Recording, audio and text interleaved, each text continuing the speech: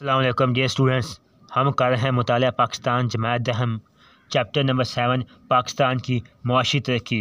ठीक है, और आज का हमारा टॉपिक है तीसरा अशरा 1968 से लेकर 1978 10 साल के दौरान पाकिस्तान ने कितने अहदाफ मुकर्रर किए, कितने मनसूबे 5 साल मनसूबा मुकर्रर किए, कितनी तरक्की हासिल की, कितनी तरक्की के अहदाफ मुकर्रर किए, क्या हासिल किया, क्या खोया। आज हम इस पर डिस्कस करेंगे। तीसरे अशरे में चौथा 5 साल मनसूबा 1970 तक 1975 शुरू हुआ। चौथा 5 साल मनसूबा इंपॉर्टेंट शॉर्ट क्वेश्चन है कि पाकिस्तान के कब चौथा 5 साल मनसूबा शुरू हुआ। 1970 तक 1975, जो 1971 की पाक बार जंग की वजह से नामुकम्मल रहा।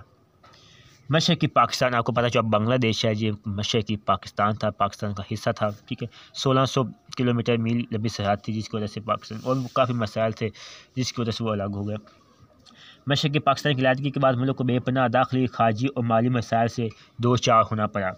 इस वक्त की हुकूमत ने ज़रूरी और सनती इस्लाहात मुतारिफ करवाएँ।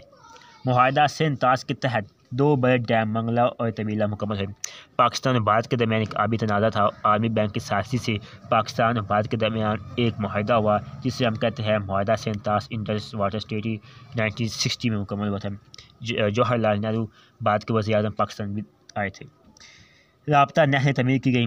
अब जो भारत को दरिया हवाले कर दिए गए थे, जो पाकिस्तान को आए थे, अब जो इंडिया के पास दरिया चले गए थे, उनमें पानी की कमी हो गई थी। उनमें पाकिस्तानी दरियाओं का पानी उनमें डाला गया, जिन मगरबी दरियाओं का जो नहरें उनको पानी मतलब जो नहरें उन मगरबी दरियाओं से मशरक़ी दरियाओं में पानी डाला गया, वो राब्ता नहरें थी, उसको राब्ता नहरें कहते हैं। नए और पुराने बयाज मुकम्मल किए गए। इस तरह आबपाश की सूरत हाल में बेहतरी आई।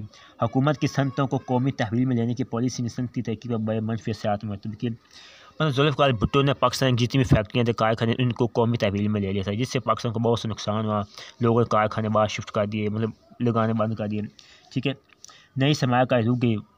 उस है कोई भी बाहर का बंदा पाकिस्तान में आकर फैक्ट्री तो लगाने का सोच भी नहीं सकता था, क्योंकि ये हुकूमत कौमी तहवील में ले लेती है। सनतकार बदल होकर अपने सरमाया सनतों से निकालने लगे।